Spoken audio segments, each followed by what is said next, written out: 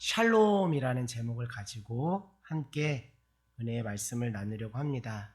말씀을 전하면서 말씀 한 구절 읽고 설교를 이어갈까 합니다. 내 영혼아, 내가 어찌하여 낙심하며 어찌하여 내 속에 불안해하는가? 너는 하나님께 소망을 두라. 그가 나타나 도우심으로 말미암아 내가 여전히 찬송하리로다. 아멘.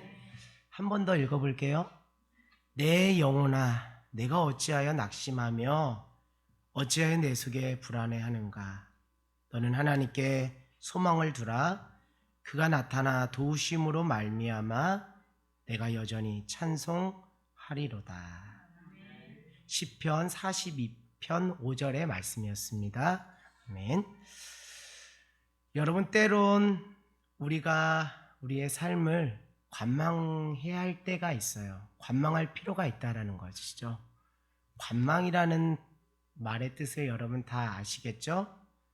제3자의 위치에서 나 자신의 삶을 물끄러미 바라보고 관찰해 볼 필요가 있다라는 거예요.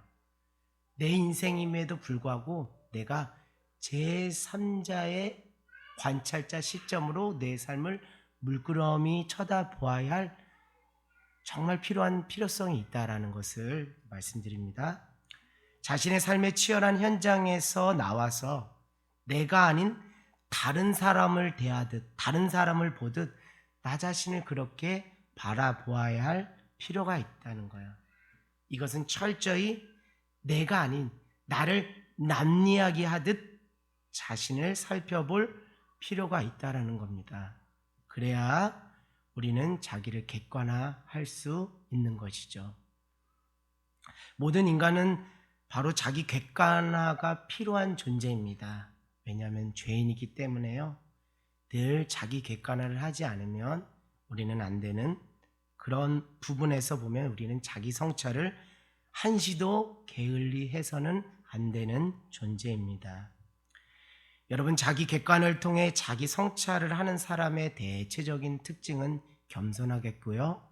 그러나 반대로 자기 객관을 통해 자기 성찰이 되지 않는 사람은 교만하기 쉽다라고 말씀드립니다. 여러분, 최소한 우리가 그리스도인이라면 자기 객관을 통해 자기 성찰을 멈추지 말아야 함을 저는 피력하고 싶습니다. 그것이 성화되어져 가는 과정이기 때문입니다. 그것이 성숙한 그리스도인이 되어가는 길이기 때문인 줄 믿습니다. 여러분, 신앙을 어떻게 생각합니까? 신앙생활 다 하시는데 신앙을 어떻게 생각합니까? 혹 신앙을 통해서 타인을 바꾸고 세상을 변화시키려고 그 신앙을 수단화하고 있지는 않은지요? 그러나 착각입니다. 신앙은 그런 것이 아닙니다. 신앙은 내가 전적으로 하나님 앞에 단독자로 서서 나 자신이 바뀌어지는 것, 그것이 신앙입니다. 그것에 초점을 맞추며 신앙생활을 해야 할 줄 믿습니다. 다시 말씀드리면 우리의 내면의 상태가 어떤지를 잘 들여다볼 필요가 있다는 것이겠죠. 나의 내면의 상태를 자기 객관화를 통해 자기 성찰하는 것이 필요하다는 거예요. 여러분, 내가 나를 모르는데 내가 타인과 세상을 잘 읽어낼 수 있을까요? 그것은 어불성설입니다. 내가 하나님 앞에서 나라는 인간이 누구인지를 바르게 알아야 내가 타자를 또 세상을 바르게 읽고 그들에게 시기적절한 도움을 줄 수 있다라는 것이죠. 지금 나의 마음은 어디에 있을까? 지금 내 마음속에 하나님이 계신 것일까? 나는 지금 어떤 마음으로 살아가는 것일까? 지금 나의 마음속에는 무엇이 자리 잡고 있을까? 등등 자기 객관화를 통해 자기 성찰을 하는 차원의 수많은 질문들을 나 스스로에게 또 하나님 앞에서 많이 쏟아내는 것이 필요하다는 것이죠. 하나님은 우리를 사랑하십니다. 그래서 하나님은 우리를 위해서 말씀을 주셨고요. 이 말씀 붙잡고 살아가라고 그렇게 말씀하십니다. 그래서 베드로는 이렇게 말하죠. 밤이 맞도록 수고하여도 애운 것이 없되 말씀만 의지하여 그물을 내리리라. 아멘. 그래서 말씀을 의지하고 살라고 우리에게 말씀을 주셨다는 거예요. 그 말씀을 제대로 붙잡아야 우리가 구원의 길에서 떠나지 않기 때문입니다. 말씀이 나의 삶의 거울이 돼야 자기 객관화를 통해 자기 성찰이라는 성화와 성숙의 과정을 걸을 수 있기 때문에 하나님이 우리 사랑하셔서 말씀을 주셨고 그 말씀을 대면하는 자리가 바로 지금 이 자리인 줄 믿습니다. 성경은 이것을 자기 부인이라고 말하고 있어요. 마가복음 8장 34절 무리와 제자들을 불러 이르되 아무든지 나를 따라오려거든 자기를 부인하고 자기 십자가를 지고 나를 쫓을 것이니라. 아멘. 성경은 또한 이것을 이렇게 말합니다. 나는 죽고 예수로 사는 길이라고요. 갈라디아서 2장 20절 내가 그리스도와 함께 십자가에 못 박혔나니 그런즉 이제는 내가 산 것이 아니요 오직 내 안에 그리스도께서 사신 것이라. 이제 내가 육체 가운데 사는 것은 나를 사랑하사 나를 위하여 자기 몸을 버리신 하나님의 아들을 믿는 믿음 안에서 사는 것이라. 오늘 말씀 우리가 읽었습니다. 오늘 이 말씀은 우리의 내면을 어떻게 관리해야 하는지 성경적인 원리를 알려주는 말씀 본문입니다. 우리 골로새서 3장 15절 말씀 같이 한번 다시 읽어볼까요? 골로새서 3장 15절 말씀입니다. 시작. 그리스도의 평강이 너희 마음을 주장하게 하라. 너희는 평강을 위하여 한 몸으로 부르심을 받았으니 너희는 또한 감사하는 자가 되라. 아멘. 이 말씀에서 우리가 우리의 내면을 어떻게 관리해야 되는지 말하고 있는데요. 액면 그대로 말씀드리면 그리스도의 평강이 우리의 마음을 어떻게 하라고요? 주장하게 하라는 거예요. 그리스도의 평화, 예수 그리스도의 평화가 우리의 마음을 움직이는 원동력이 되라라고 말하고 있어요. 결국 예수의 평화가 나의 평화가 되어야 된다라는 거예요. 예수의 평화가 나의 내면에 나의 평화로 자리 잡아야 한다는 것이죠. 예수의 샬롬이 우리의 샬롬이 되는 것이 내면 상태에 가장 최적화된 심령의 상태라고 이렇게 말하고 있어요. 빌립보서는 이것을 또 이렇게 말합니다. 너희 안에 누구의 마음을 품으라고요? 이 마음을 품으라 곧 예수의 마음이니. 할렐루야. 우리의 심령이 예수의 마음으로 채워지는 은혜가 있기 원합니다.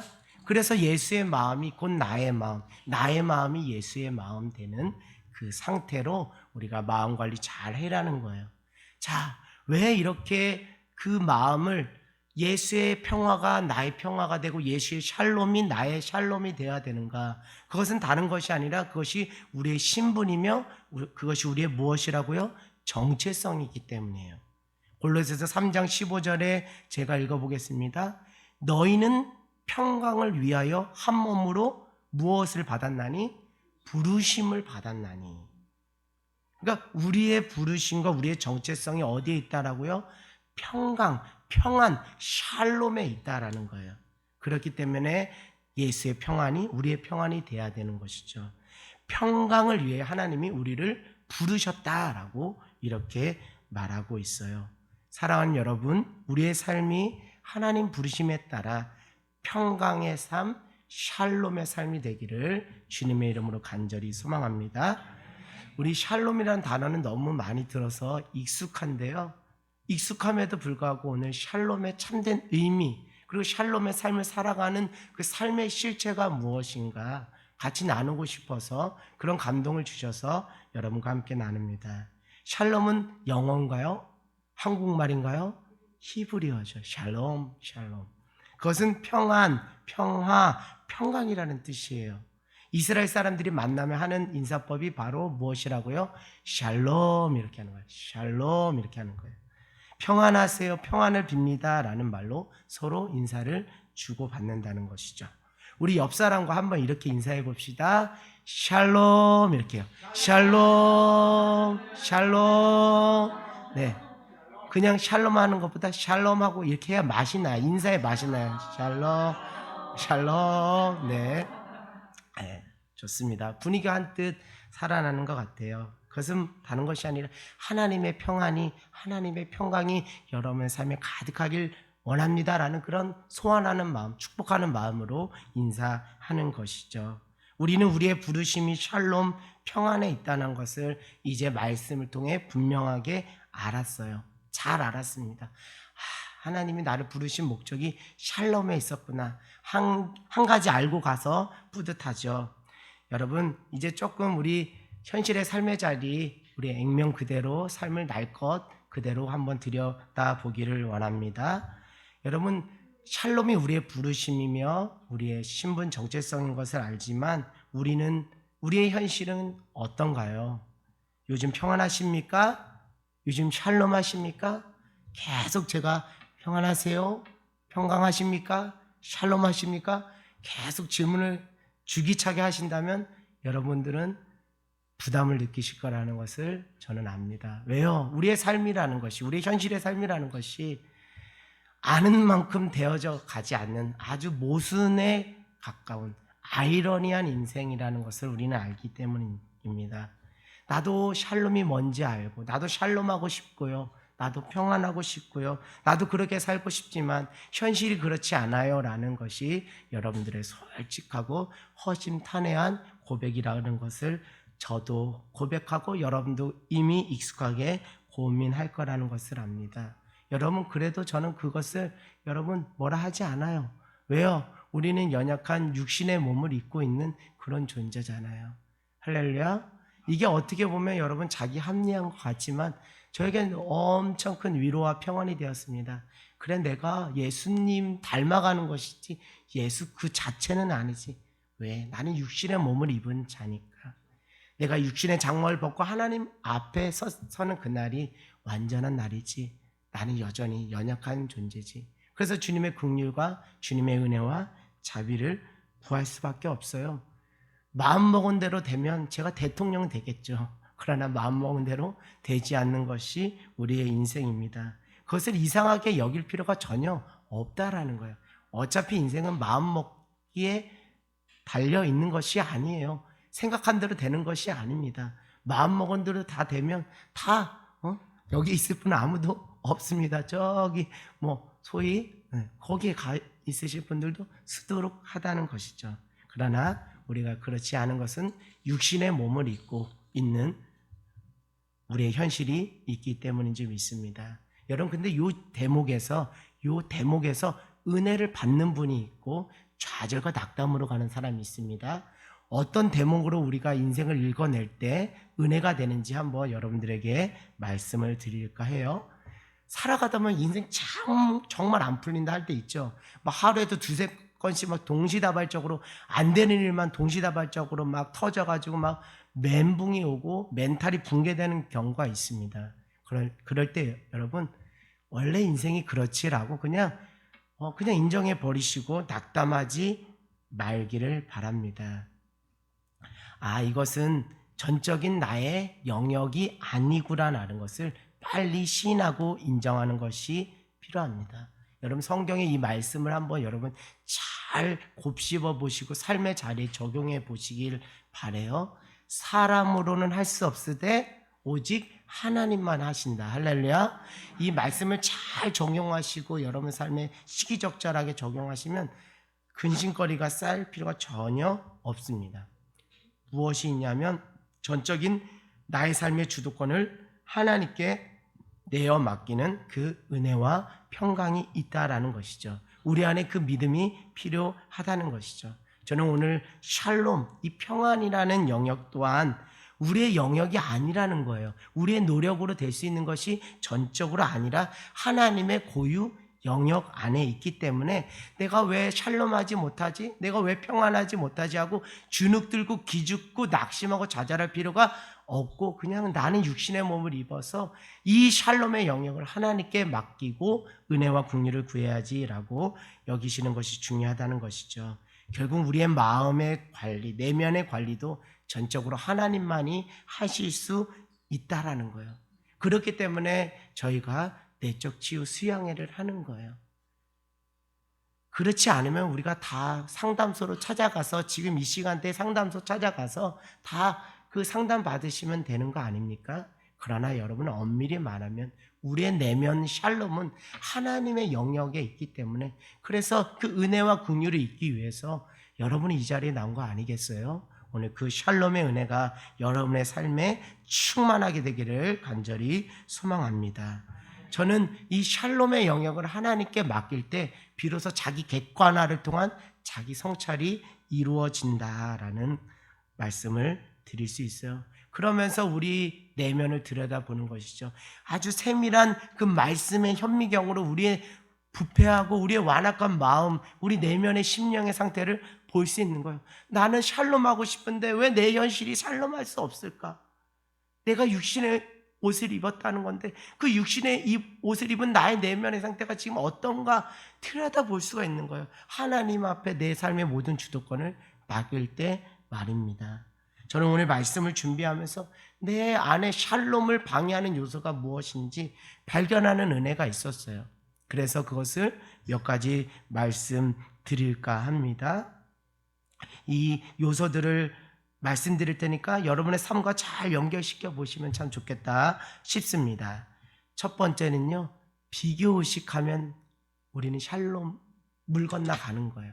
쉽게 말하면 시기 질투하면 샬롬은 빠이빠이가 되는 거예요. 그래서 비교의식 내 마음에 있는가. 둘째, 사람에 대한 원망과 증오가 나의 내면에 자리 잡고 있는가. 그걸 한번 보시라는 거예요. 이 영역을 하나님께 그냥 올려드리고 오늘 하나님 앞에 토설하며 기도하시라니까. 나 이것 때문에 샬롬 못하니까 하나님 이거 가져가세요. 제발 무거운 짐 좀 가져가세요 라고 오늘 기도하라는 거예요. 세 번째, 불평하는 거죠. 불평. 이스라엘 백성들이 그 홍해 사건을 경험했음에도 불구하고 불평했던 그 불평. 네 번째는 사람과의 관계는 물론이고 또 하나님 관계, 전반적인 관계 속에서 의심이 들 때는 이 의심은 우리를 샬롬할 수 없게 만듭니다. 또 마지막 다섯 번째는요, 사람 눈을 너무 의식하는 거예요. 하나님을 의식하는 것이 아니라 사람을 의식하고 사람에게 인정받고자 하는 인정 욕구에 메말리기 시작하면 우리는 샬롬할 수 없어요. 그 외식한다라는 것은 무엇이냐면 아직도 그 샬롬의 영역을 내가 어떻게 노력하고 만들고 창조할 수 있다는 자기 착각에서 나오는 거예요. 그러나 여러분, 샬롬이라는 것은 애지당초 하나님의 영역이 안에 있기 때문에 사람에게 잘 보일 필요, 물론 사람에게 덕을 세우는 것은 중요하지만 그 샬롬의 본질적인 원리와 영역을 안다면 사람에게 그 잘 보려고 하는 인정 욕구 때문에 하나님이 그토록 나에게 주시고자 하는 샬롬을 누리지 못한다면 그것처럼 안타까운 것이 어디에 있는가라는 거예요.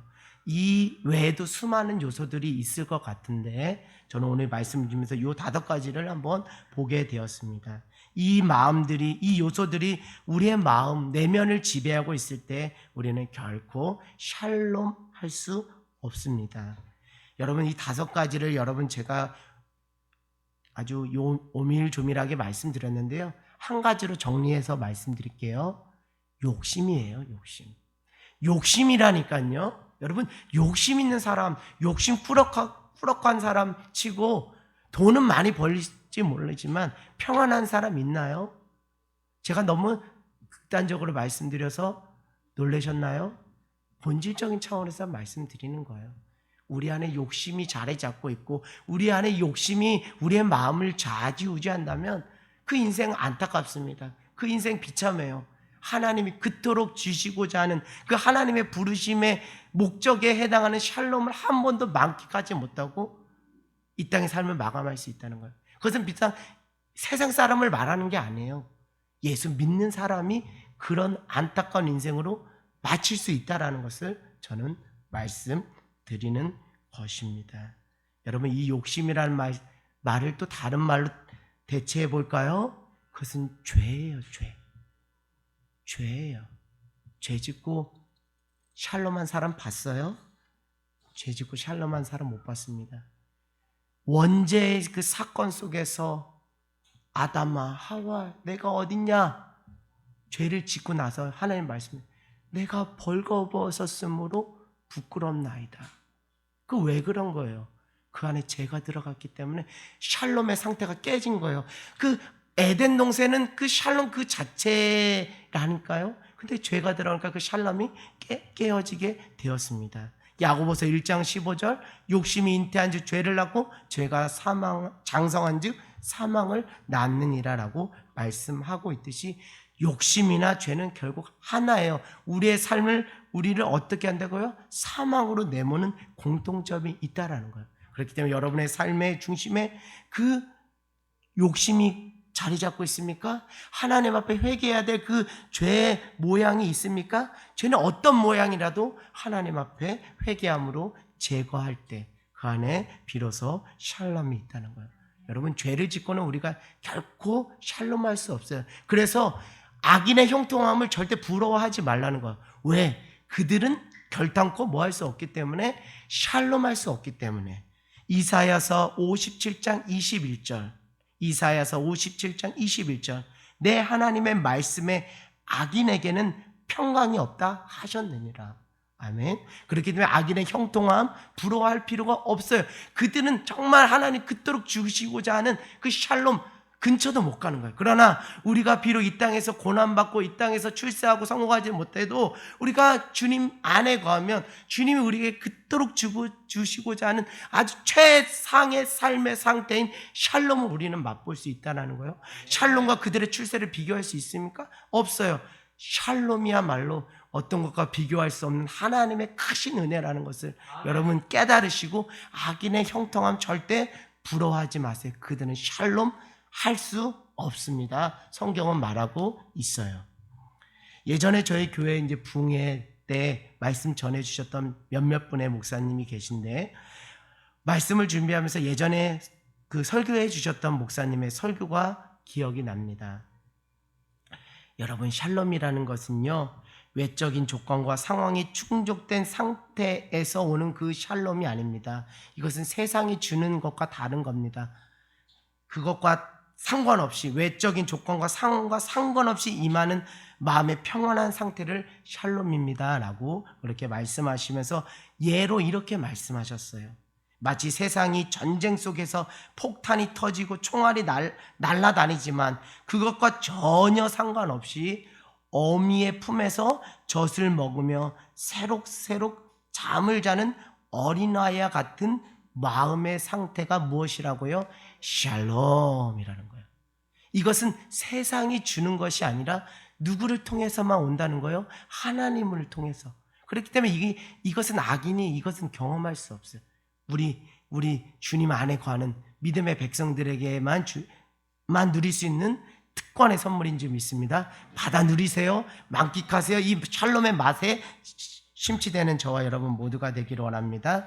우리 아이들이 10달 동안 엄마 뱃속에서 잘 먹고 때가 돼서 나오잖아요. 태아의 입장에서 가장 샬롬한 상태는 뭡니까? 10달이 급해서 나 칠삭둥이 되려고 7달 만에 나오는 친구도 가끔 있어요. 하나님 뭐 뜻이 있겠지만서도요. 일찍 나오면 그만큼 인큐베이터에 머물러야 되는 시간이 많은 거예요. 태아의 입장에서 가장 샬롬한 상태는 산모 어미와 무엇으로 연결된 거예요? 탯줄로 연결된 상태. 그게 가장 안정감 있는 샬롬의 상태예요. 여기서 여러분 영적인 원리가 읽혀지시죠? 여러분 깨달아지시죠? 다른 것이 아닙니다. 우리에게 가장 안전한 샬롬의 상태는 하나님과 무엇하는 연결되는 연결되는 상태라는 것을 여러분 원론적이고 본질적인 차원에서 다시 말씀드려요. 하나님으로부터 샬롬이 오기 때문인 줄 믿습니다. 한 청년이 이렇게 하나님 앞에 항변했다고요. 하나님, 이러셔도 되는 겁니까? 하나님의 자녀를 저를 불러놓고서 왜 제 삶을 책임져 주지 않으십니까? 대학도 떨어지게 하시고 취업도 안 되게 하시고 여자친구한테 차이게도 하시고 왜 이렇게 제 삶을 책임져 주시지 않습니까? 주님 안에 있으면 제가 평안하다고 샬롬하다고 말씀하시는데 실제 현실은 제 삶의 샬롬이라는 것은 눈에 씻고 찾아봐도 샬롬은 없어요. 도대체 하나님 살아계신 건 맞습니까? 저 사랑하시는 거 맞아요? 제 삶 책임져 주시고 함께 하신 거 맞아요? 하고 막 때를 부리면서 항변을 했다고 해요. 그때 하나님이 그 청년에게 이렇게 말씀했다고 합니다. 야, 사랑하는 아들아, 너가 나한테 도무지 구하지 않았잖아. 그 샬롬에 대해 구하지 않았잖아. 너 나한테 기도하지 않았잖아. 예? 이게 무슨 말이죠? 야, 너는 너의 출생과 성공을 위해서 나에게 달라고 떼쓰는 기도는 많이 했지만 정작 나에게 샬롬 평안을 허락해 달라고 기도하지 않았잖아. 사실 나는 너의 출생과 성공도 바라는 바이지만 내가 너한테 진짜 주고 싶은 것은 나의 평안이야. 나의 샬롬이야. 난 그걸 주고 싶었는데 너는 그걸 기도하지 않더라고. 너가 어떻게 하면 성공하고 너가 어떻게 하면 출세하고 너가 어떻게 하면 잘 먹고 잘 사는 그것만 구하고 기도했지 샬롬 구하지 않았어. 난 여전히 너에게 줄 준비를 다 하고 스탠바이 하고 있는데 너는 구하지 않더라라고 하나님이 하셨다는 거예요. 사랑하는 여러분, 샬롬을 위한 기도, 평안을 위한 기도 정말 진지하고 간절하게 야복강에서 주의 천사와 씨름했던 야곱의 심정처럼 하나님 앞에 샬롬 좀 달라고요. 평안을 좀 달라고요. 나도 그렇게 살고 싶어라고 정말 눈물 뿌려 기도해 본 적이 있느냐라는 것입니다. 하나님은 여러분을 사랑하세요. 여러분을 정말 사랑하세요. 저는 요즘 말씀을 자꾸 준비하고 또 읽어내리면서 결론은 한 가지예요. 하나님 나 사랑하시는구나. 하나님 여러분 사랑하시는구나.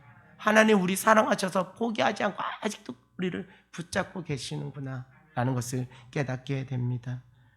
여러분, 그래서 하나님은 여러분에게 가장 주고 싶은 선물 평안을 우리에게 그토록 주기를 원하세요.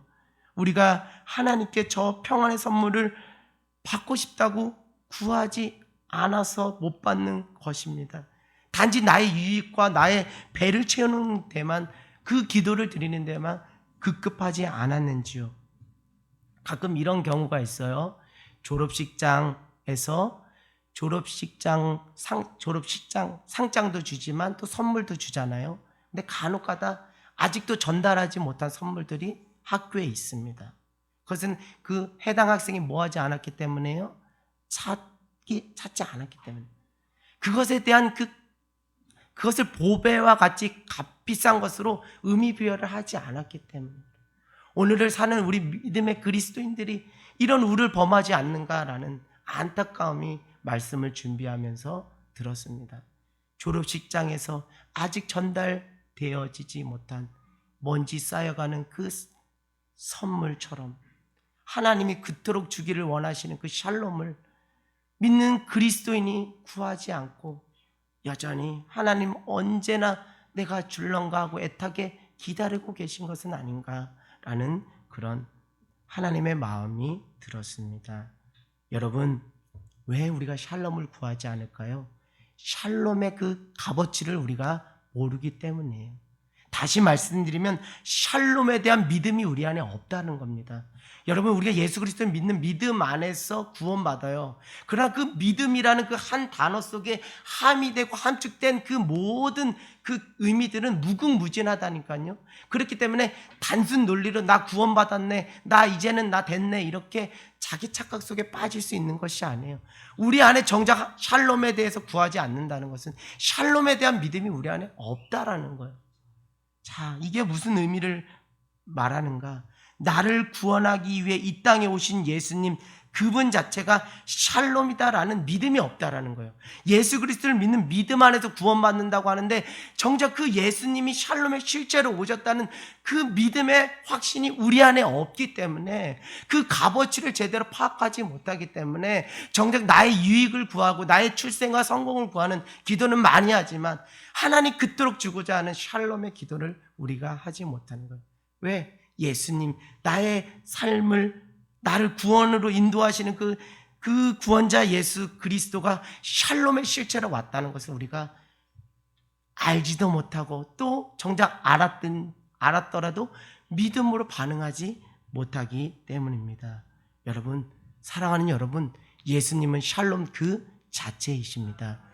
예수님은 샬롬 그 자체예요. 오늘 말씀에도 그리스도의 평강이 너희 마음을 주장하게 하라는 거예요.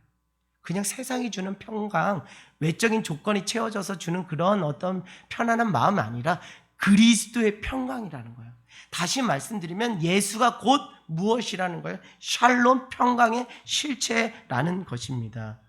여러분, 이거 한번 찬찬히 말씀을 보면서 따져볼까요? 예수님은 이 땅에 오실 때도 무엇으로 오셨어요? 샬롬으로 오셨어요. 누가복음 2장에 보면 예수님의 태어나심의 기쁜 소식을 이렇게 표현합니다. 하늘에는 영광이요 땅에는 평화로다. 할렐루야. 예수의 오심 그 자체가 뭐라고요? 평화, 샬롬이라는 거예요. 샬롬이라는 거예요. 할렐루야. 예수님이 십자가에 달려 돌아가실 때가 가까이 오셨을 때도 그분은 여전히 무엇이었다고요? 샬롬이셨다는 거예요. 평안을 너에게 끼치는 곧 나 예수의 평안을 너에게 주노라. 내가 너에게 주는 평안은 세상이 주는 것과 같지 아니하니라. 너희는 마음에 근심하지도 말고 두려워하지도 말라. 자기를 어떻게 표현? 나는 평안이라는 거야. 나의 평안을 주는 거야. 내가 평안이라는 거야. 이 평안을 누리며 살아갈 때 두려움이 사라진다라는 거예요. 이것은 예수님 십자가 달려 돌아가시기 며칠 전에 하신 말씀이에요. 계속 반복적. 그런데 여러분, 놀라운 것은 예수님 부활하신 후에 여자들과 제자들에게 나타나셨을 때도 그때도 예수님은 동일하게 무엇이었다고요? 샬롬이었어요. 한마디로 말하면 너희가 평안하냐? 너에게 평강이 있을지어다. 이렇게 말씀하셨어요. 예수께서 그들을 만나 이르시되 평안하냐 하시니 여자들이 나와 그 발을 붙잡고 경배하니, 이 말을 할 때 예수께서 친히 그들에게 서서 이르시되 너희에게 평강이 있을지어다. 그러니까 여러분, 예수님 그 자체는 무엇이라고요? 샬롬이라는 거예요. 그 샬롬 그 자체이신 예수님을 우리가 진짜 믿을 때 우리가 그 하나님이 주시는 그 샬롬의 은혜를 만끽하며 살아갈 수 있다라는 것이죠. 결국 예수님이 이 땅에 오신 목적은 우리에게 진정한 샬롬을 허락해 주시기 위해서, 그 샬롬을 구현하기 위해서 자신의 몸을 십자가에 내어주시면서 몸이 찢기시고 피를 흘리시면서 우리에게 샬롬을 허락해 주신 거예요. 그가 찔림은 우리의 허물 때문이요, 그가 상함은 우리의 죄악 때문이라. 그가 징계를 받음으로 우리가 평화를 누리고 그가 채찍에 맞음으로 우리가 나음을 입었도다, 받았도다. 이제 반론을 제기할 여지가 전혀 없죠. 예수님 그 자체가 무엇이라고요? 샬롬이라는 거예요. 나는 이 예수님을 지금까지 바라보지 못했고 믿음이 없었어요. 그래서 정작 그 샬롬의 실체이신 예수님을 믿는 믿음 안에서 하나님 앞에 구하고 기도하지 못했다라는 회개가 들었습니다. 여러분은 어떠신지요? 여러분은 어떠신지요? 하나님께서 자녀된 우리의 삶을 보시고 가장 기뻐하시는 것은 우리가 예수 믿고 평안한 그 평강 샬롬의 상태로 살아가는 모습이 아닐까 싶습니다. 오늘 하나님께서 우리에게 아주 사랑스럽고 온화하고 따뜻한 음성으로 이렇게 말씀하시는 거예요. 평강이 너희에게 있을지어다. 평강이 너희에게 있을지어다. 하나님이 여러분에게 주시는 평안이 여러분의 평안 되기를 주님의 이름으로 간절히 소망합니다. 이제는 알았잖아요. 이제는 삶의 샬롬의 실체가 예수인 것을 알았잖아요. 그리고 생명의 떡이신 그 예수를 알았잖아요. 그러면 이제 우리는 뭐 하면 됩니까? 먹으면 돼요. 생명의 떡이신 예수를 먹으면 돼요. 예수를 맛보아 알아가면 돼요. 맛보아 알아가고 먹으면 먹을수록 샬롬이 우리의 삶의 능력이 되고, 저 사람 보니 근심 덩어리인데 왜 저 사람은 샬롬하는가? 샬롬의 비결이 어디 있는가? 저 사람 예수 믿으니까. 그래서 달리 말하는 게 아니에요. 그래서 행복의 시작 곧 누구라고요? 예수 그리스도라는 거예요. 이것은 단순한 캐치플레이가 아닙니다. 바로 맞는 말이에요. 복음이기 때문에 그렇게 하는 거예요. 행복의 시작, 샬롬의 시작, 예수 그리스도. 할렐루야. 그 은혜가 여러분 안에 믿음의 고백으로 이루어지는 저와 여러분 모두가 되기를 원합니다. 나는 포도나무다. 너는 가지야. 너희가 나를 떠나서 너희가 아무것도 열매 맺을 수 없어. 그러니까 샬롬의 실제적인 예수, 포도나무 예수에 붙어 있을 때 우리의 삶의 실제 샬롬이라는 열매가 맺혀서 그것을 따먹고 누리고 맛보는 그런 은혜를 경험할 수 있다라는 거예요. 그렇게 돼 예수 안에 거하라는 거예요. 예수 안에 붙어 있으라는 거예요. In Jesus, 예수 안에 있으라는 거예요. 예수와 더불어 먹고 마시고 신비적인 연합을 통해서 그 하나님이 그토록 주시고자 하는 샬롬을 여러분 경험하시라니까요. 그렇게 주고 싶어서 지금 하나님이 안달이 되셨고 하나님 그렇게 샬롬을 주시고 싶어서 오죽했으면 독생자 예수를 십자가에 내어주시면서까지 우리에게 그 샬롬을 주시려고 그렇게 하셨는가라는 거예요. 그만큼 우리 하나님은 우리를 사랑하시고 우리가 샬롬으로 살기를 원하시는 거예요. 이제 말씀을 마치겠습니다. 자, 우리 골로새서 3장 12절에서 14절 말씀 여러분 한 절 한 절 우리 합독할 텐데요. 하나님이 어떤 마음이셨을까? 우리를 바라보시는 하나님의 마음은 어떤 마음이셨을까? 한번 유념하시면서 한번 읽어보시기 바랍니다. 12절 14절 시작. 그러므로 너희는 하나님이 택하사 거룩하고 사랑받은 자처럼 긍휼과 자비와 겸손과 온유와 오래 참음의 옷을 입고 누가 누구에게 불만이 있거든 서로 용납하여 피차 용서하되 주께서 너희를 용서와 같이 너희도 그리하고 이 모든 것 위에 사랑 이는 온전하게 매는 여러분 이 말씀을 읽으면서 저는 그냥 발견하는 것 한 가지. 하나님 나 사랑하는구나. 하나님 나 정말 사랑하는구나. 내가 어떤 모양으로 내가 어떤 삶을 살아갈지라도 하나님 변함없으시고 신실하셔서 하나님 날 사랑하시는구나. 나를 향해 오래 참아주시고 나를 향해 긍휼을 베풀어 주시고 죽을 수밖에 없는 나, 이 죄인 중에 괴수인 나를 용서하여 주시고 품어주셨구나. 하나님의 사랑이 정말 나를 향해 있다는 것을 깨달을 때 나도 모르게 샬롬이 임하더라고요. 나도 모르게 샬롬이 임하더라고요. 세상의 것 다 누리지 못하고 세상에서는 실패하고 세상에서는 좌절과 낙담 속에 있지만 하나님이 나를 사랑하신다는 것을 깨닫는 순간 나도 모르게 어느 순간 나는 샬롬이 되어 있더라고요. 사랑하는 여러분, 하나님 여러분 사랑하셔요. 정말 하나님이 여러분을 사랑하셔요. 그 사랑을 깨달으시기 바랍니다. 그 사랑 앞에 깊이 반응하시고 집중하는 저와 여러분 모두가 되기를 원합니다. 여러분 삶은 고달퍼요. 정말 삶은 고달퍼요. 삶은 눈물겹습니다. 그러나 그것과도 비교할 수 없는 그 크신 하나님의 사랑을 경험하고 나니 비로소 세상이 아름답게 보이는 것은 무엇일까요? 그것은 우리의 마음에 하나님이 주시는 샬롬이 임했기 때문인 줄 믿습니다. 사랑하는 여러분, 신실하시고 변함없으신 하나님의 사랑에 집중하는 인생 되기를 원해요. 내가 확신하노니 사망이나 생명이나 천사들이나 권세자들이나 현재일이나 장래일이나 능력이나 높음이나 깊음이나 다른 어떤 피조물이라도 우리를 우리 주 그리스도 예수 안에 있는 하나님의 사랑에서 끊을 수 없느니라. 오늘 이 말씀이 여러분의 심령에 깊이 부어져서 여러분의 내면이 샬롬으로 충만한 인생 되기를 주님의 이름으로 소망합니다.